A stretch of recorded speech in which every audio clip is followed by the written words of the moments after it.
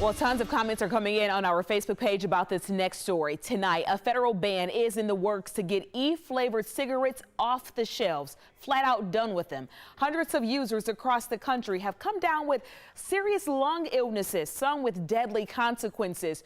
Researchers trying to figure out if something in e-cigarettes is responsible. As John Sherrick explained, supporters are pushing back on a ban.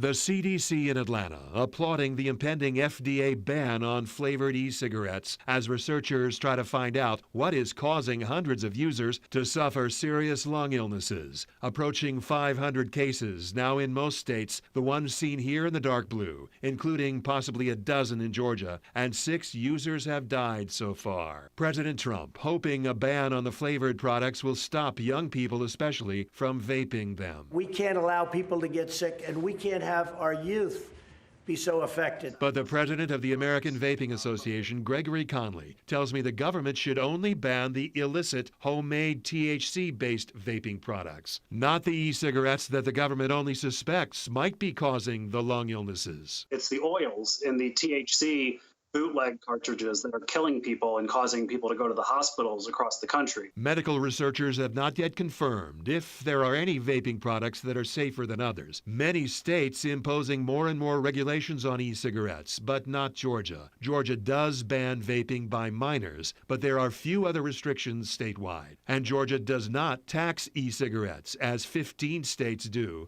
Georgia does not require licenses to sell e-cigarette products, as 25 states do. But Georgia does allow local governments to impose any restrictions or bans that they wish. We are working to find out if Governor Brian Kemp is planning any sort of additional restrictions on e-cigarette sales and use in Georgia that might be even stricter than what the federal government may soon impose.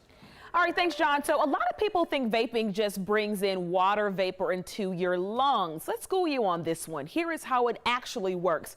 When a vape pen is turned on, the oil inside a pen heats up. That liquid is eventually turned into an aerosol. That aerosol is filled with tiny particles that include toxic chemicals, both in nicotine and those THC pens.